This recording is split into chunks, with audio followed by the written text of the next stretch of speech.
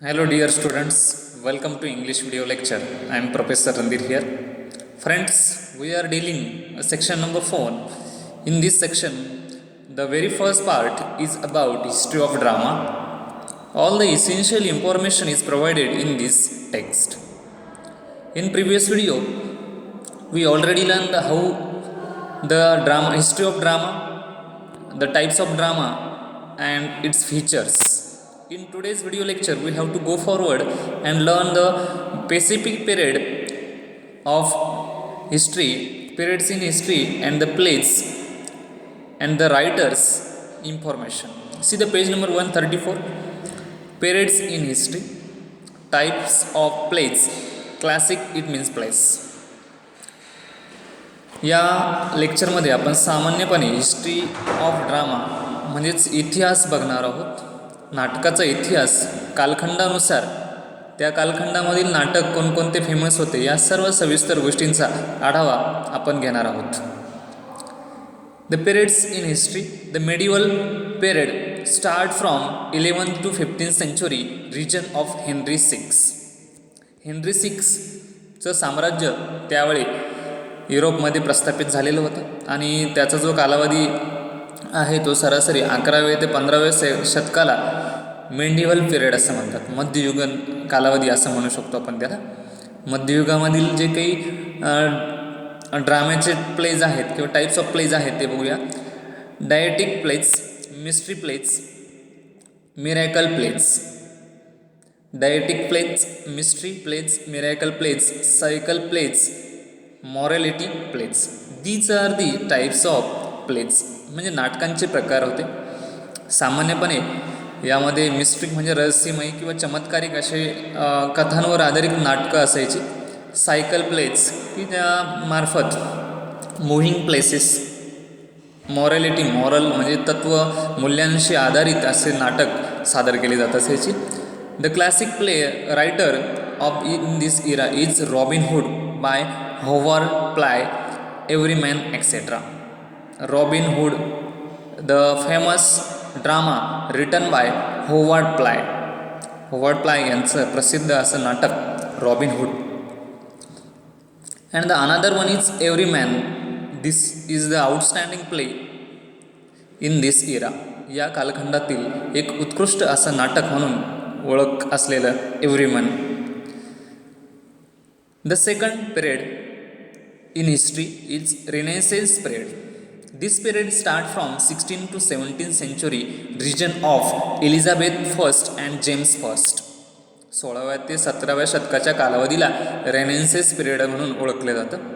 हा जो कालावधी होता या कालावधीमध्ये 1600 ते 1700 या कालावधीमध्ये सामान्यपणे Elizabeth first and James first या राज्यांचे किंवा या लोकांचं साम्राज्य युरोपमध्ये प्रस्थापित झालेलं होतं. म्हणजे ते राजगादीवरती होते. The types of plays are tragic comedy. Tragic comedy it means some sad events, also some happy moments, happy ending of drama और द हॅपी एंडिंग और sad ending combination of it's call tragic comedy.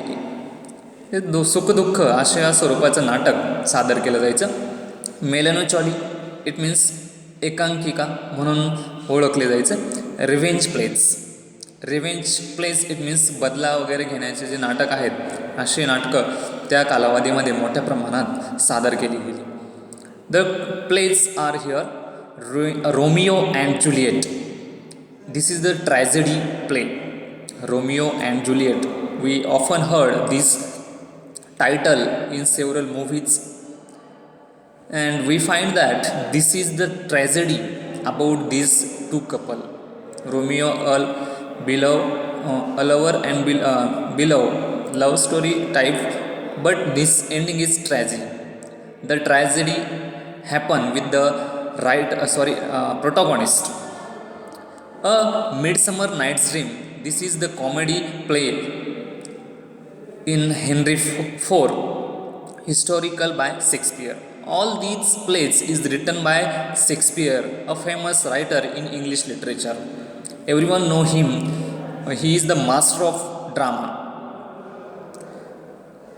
सर्व साहित्यामध्ये जर pledge जर उत्कृष्ट असतील तर ते विल्यम शेक्सपियरचे आहेत. पुढे आपल्याला बऱ्याचशा प्लेजची नावंसुद्धा माहिती होणार आहेत. Othello, Hamlet, King Lear, Romeo and Juliet, Midsummer Night Dream, such a outstanding plays written by William Shakespeare.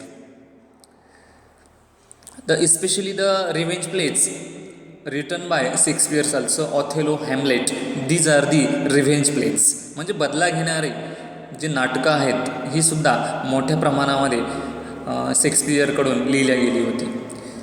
Doctor Faustus and Jew of Malta by Christopher Marlowe. This is another example type or the plays written in this period. Dr. Faustus and Jew of Malta, Duchess of Muffley by John Webster, The Changeling by Thomas Middleton. These are the another examples of the plays and also the writers. The next period is Restoration period. Restoration period start from 1660 onwards. 1660 पासून हा कालावधी सुरू होतो आणि या कालावधीमध्ये Charles second याचं साम्राज्य युरोपमध्ये होतं. The type of plays are heroic drama, pathetic drama, restoration comedy. म्हणजे साहसीपूर्ण एखाद्या हिरोवर बेस असा ड्रामा सादर केला जायचा. पॅथेटिक म्हणजेच की sad events are organised in that place, such called the pathetic drama. The examples of such a period are All for Love. This is the tragedy written by John Dryden. This is tragedy famous in public. All for Love, प्रेमासाठी वाटेल ते या टायटलचं असलेली ही tragedy आहे, म्हणजे शोकांतिका आहे. The Way of the World. This is the comedy play written by William Congreve. ही तर जगाची रीत आहे असं हे टायटल आहे. The Way of the World. This drama is outstanding one. You will learn this drama, you will realise how it is a outstanding one. The next period Victorian period. This period start from 1837 to 1901. In this period, the region of Queen Victoria, England's queen, her name is Victoria. 1837 ते 1901 या कालावधीला Victorian period असं म्हटलं जातं, कारण की या कालावधीमध्ये इंग्लंडच्या गादीवरती विक्टोरिया क्वीन यांचं साम्राज्य होतं, म्हणजे त्या गादीवर त्यांची सत्ता होती. All types of plays were perform in this era or in this period. All types of dramas were presented or perform in the theatres. The examples of that time periods or the plays are The Importance of Being Earnest by Oscar Wilde, Candia by G.B. Shaw, A Doll's House, A Enemy of the People. These are the outstanding plays written in this period. Especially A Doll's House and An Enemy of the People. This written by Henrik Ibsen, and the title An Enemy of the People. This drama is for our study in our textbook. आपल्या अभ्यासासाठी हा drama आपल्याला दिलेला आहे. An Enemy of the People, written by Henrik Ibsen. The next period is modern period. आधुनिक युग म्हणू शकतो आपण त्याला. आणि आधुनिक युगामध्ये दिस पिरियड स्टार्ट फ्रॉम 1901 to 1945. 1901 ते 1945चा जो कालावधी आहे तो मॉडर्न पिरियड म्हणून ओळखला जातो. In this period such kind of dramas perform. Streams of consciousness, obscure plays, poetic drama, radio drama या प्रकारचे ड्रामा परफॉर्म केले गेले. Because of it was the modern period. आधुनिक युगामध्ये वेगवेगळ्या विषयांशी वेगवेगळ्या विषयांवर आधारित नाटकं सादर केली गेली. Pygmalion by G B. Shaw. This is the best drama written by G B. Shaw in this period. Murder in the Cathedral, म्हणजे चर्चमध्ये एखाद्याचा मर्डर झाला अशा प्रकारचा poetic drama written by T.S. Eliot, greatest writer in English literature.